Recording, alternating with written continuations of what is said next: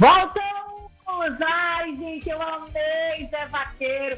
Cheinha também acompanhou, a advogada Jane, também nossa convidada de hoje, também estava todo mundo acompanhando e dançando e aproveitando. Mas a gente vai retomar agora o nosso papo sobre contrato de namoro.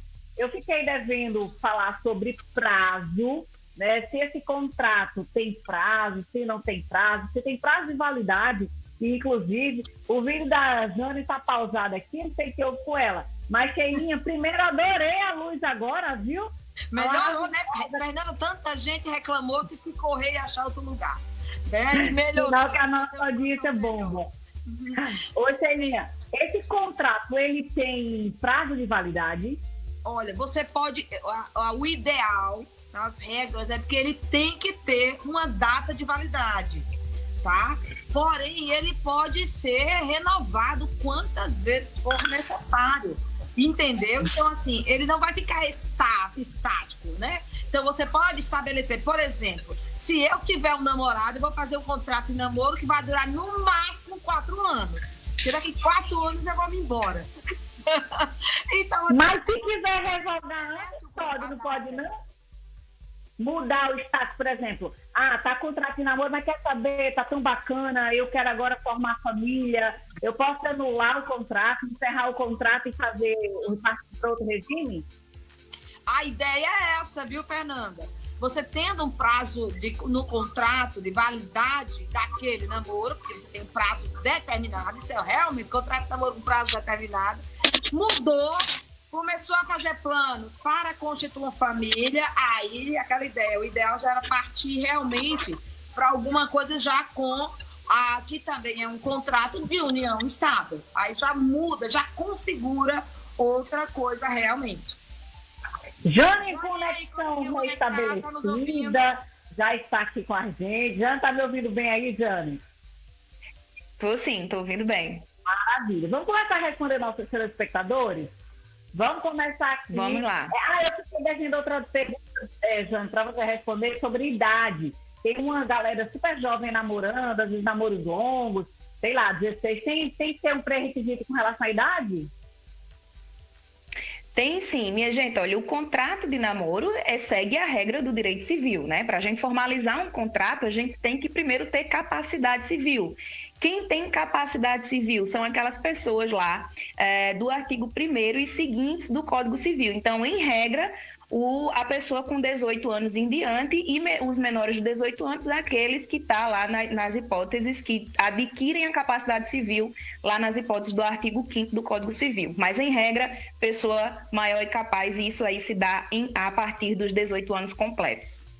Tirou da chuva o cavalo da mãe que já estava dizendo assim, tá, eu vou atrás desse negócio, porque meu filho tá com um namoro muito coisado, já não pode, tem que ter a idade aí de 18 anos. Vamos responder nossos telespectadores. Elaine, me dá em tela cheia para eu ler aqui. Gente, eu tô amando esse negócio, filha. É de casa e lendo até as perguntas. O contrato de namoro deve ser renovado de quanto em quanto tempo? Cheirinha falou aí que o prazo é meio que você que decide, Sheila. Vai, Jane, pode concluir, mas o prazo você tem que determinar esse prazo. E ele pode renovar, né? Quantas vezes realmente tiver caracterizado o namoro, não é isso, Jane? Ouviu, Jane? Sim, ouvi. Com relação ao prazo, né? Em regra, sim, você assina o contrato para começar a namorar e aí você não vai fixar, em regra, um prazo. Agora, o que acontece? Vindo uma situação de união estável, inclusive isso é uma das cláusulas lá do contrato de namoro, as partes se comprometem a fazer o contrato de convivência ou formalizar a união estável, né? Que é o contrato de convivência que vai formalizar a união estável, inclusive poder escolher o regime de bens. Então, as partes se comprometem, em havendo alteração fática, a fazer uma nova contratação, desta vez regulando o contrato de convivência para a união estável. Mas, Jane, vamos pensar na situação. Sei lá, coloquei contrato, vamos colocar de um ano, aí coloquei lá no contrato de um ano. Passou um ano, isso não, deixa eu registrar aqui uma habitação que entrou para mim. E aí, chegou esse um ano, eu nem mudei constituir família, não quero completamente de renovar esse contrato. A questão da união estável, a pessoa depois poderia fora do prazo de validade?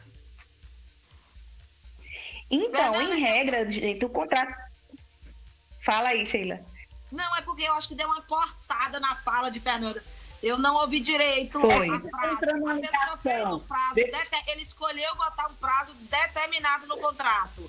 E aí passou esse 1 ano e continua do mesmo jeito, é isso?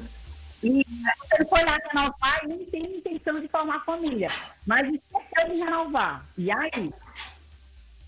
Então, o que acontece? Primeiro, é importante saber que, em regra, a gente não deve fixar um prazo, até porque a gente não inicia um relacionamento já pensando em finalizar. Isso pode até ser entendido como um indício fraudulento ali numa eventual sociedade de fato. Então, em regra, a gente não deve colocar o prazo. Se eventualmente se fixou o prazo e aí a gente quer continuar, aí sim a gente tem que colocar lá um aditivo, digamos assim, né? Mas, em regra, a gente não dispõe de prazo e, havendo prazo, a gente faz um aditivo de renovação, né? Tipo, renovou os votos lá de namoro. É de namoro. Não queira complicar o negócio, porque é todo mundo namorando. Dá a próxima dúvida dela para a gente esclarecer nosso telespectador. Muita gente quer constituir família e o contrato diz não. Como é que é feito esse contrato? No nosso papo, Jana e Shelinha comentaram que é em cartório, mas que a questão da advogada é indispensável, né, Sheila? Exatamente. O ideal, como a Jane já reforçou e a gente sempre fala, Fê, que é aquela ideia do advogado especialista. As pessoas têm que entender que advogado é igual a médico. O conhecimento jurídico ele é tão amplo que cada um se especializa e se aprofunda em uma matéria, né? Então, assim, se você está com dúvida, está numa relação e está começando a complicar que eu digo isso mesmo, é surgir algumas dúvidas em relação ao patrimônio, consulte um advogado de família, né? Pague uma consulta e aí você vai identificar se há necessidade realmente de fazer um contrato ou não. Porque, Fernanda, muitas vezes, quando você consulta um advogado de família, se você está num relacionamento, que você não sabe se ele está ainda, se é namoro, se vai ser união estável, se você vai casar, e aí existe algum patrimônio, está adquirindo algum patrimônio, nada melhor do que uma consulta, porque várias vezes é mais interessante, muitas vezes, você casar do que manter a união estável. Se for pensando em proteger patrimônio. Então, realmente faz toda a diferença você ter um advogado, procurar um advogado na hora de fazer um contrato de namoro. Eu comecei o namoro agora em Jane, qualquer coisa eu vou lhe consultar. Eita! Ô, Jane, é caro no cartório para registrar esse contrato? Não é, né? Cada cartório, o que é que pode ser feito? Você pode ligar antes no cartório e dizer, olha, eu quero fazer um contrato de namoro, quanto é que eu vou gastar? E cada cartório vai ter lá a sua tabela, né? Não é muito caro, é o valor de uma escritura, mas vai ter as variações. Esse contrato, ele também pode ser de forma particular, né? Já que a lei não prevê uma forma certa, não prevê uma solenidade, como a gente chama, ele pode ser direto com o advogado ou com o advogado de confiança dos contratantes.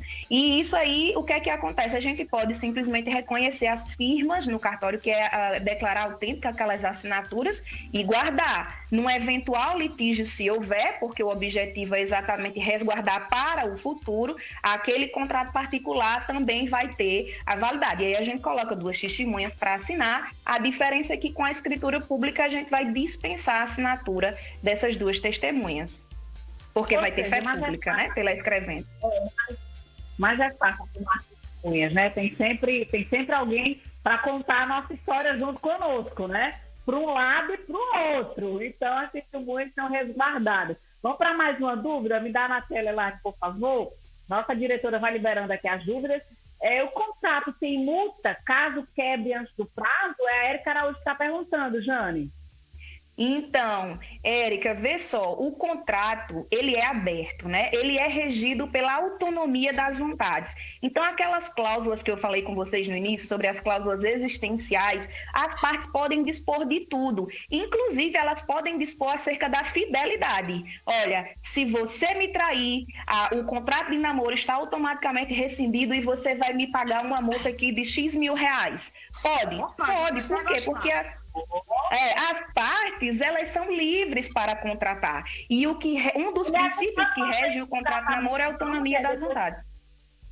Hein, Jane? A gente não pode fazer um contrato assim, depois de casada, não? Assim, tipo, colocar uma cláusula assim, traiu, uma indenização, uma coisa que traição não é mais crime. Vocês sabem, eu acho que esse contrato tá mais futuro do que o casamento, viu, Olha, não tem oposição. Se você paga uma boa advogada, meu amigo, você pode amarrar esse contrato de uma forma, é tanta coisa, olha, o almoço na casa da sogra, viagens, garantir viagem de final de... É tanta coisinha que você pode deixar estabelecido que vai ser mais interessante um contrato de namoro bem feito, né, do que uma união estável ou alguma coisa pior no futuro. Agora, olha só, se por um acaso o casal quiser pactuar isso para o casamento, a gente tem a hipótese do pacto antinupcial. E a gente pode, sim, na minuta da escritura pública do pacto antinupcial, a gente prevê essas cláusulas existenciais, inclusive olha, eu vou ter direito de almoçar na casa da minha mãe no domingo do mês, eu vou ter direito a jogar bola com os meus amigos, eu vou poder sair para o barzinho com as amigas, exatamente. Então, assim, tudo que ficar pré-acordado em razão do princípio da autonomia das vontades, as partes sendo livres, capazes, não tendo aquele negócio jurídico, aquele contrato, nenhum vício de consentimento, tudo pode ser acordado. Muito bom!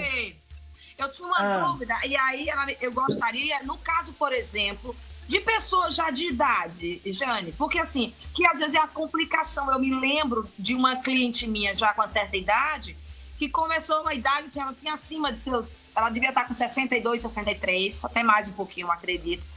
E começou um namoro meio assim, a família começou a ficar preocupada em relação a esse namoro, porque a diferença era gritante, realmente assim, era coisa de mais, quase 50% de idade, eu diria assim, uns 30 anos de diferença. E aí? Tem essa liberdade? Como é que tem alguma limitação?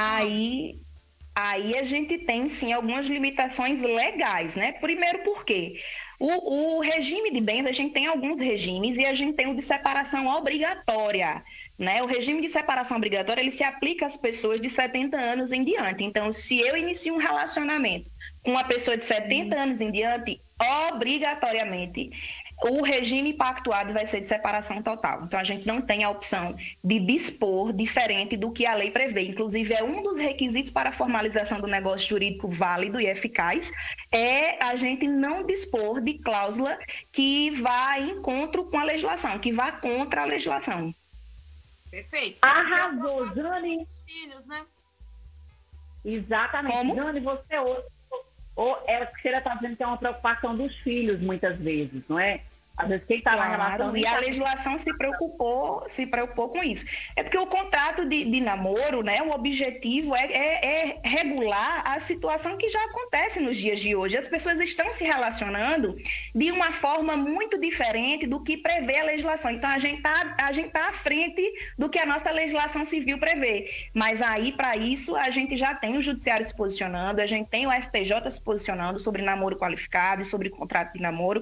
Como eu disse, em breve isso será regulamentado mesmo, é o que eu acredito, porque é uma situação que existe no mundo real, no nosso dia a dia, e os costumes, eles são aí base para nortear a feitura da nossa legislação, né? Eu passaria a tarde inteira aqui, mas a diretora já disse há muito tempo que encerrou e eu estourei, foi tudo. Hoje, viu, Sheila Sodré? Um cheiro para você. Segunda que vem estaremos juntas em estúdio, tá, queridinha? Com certeza.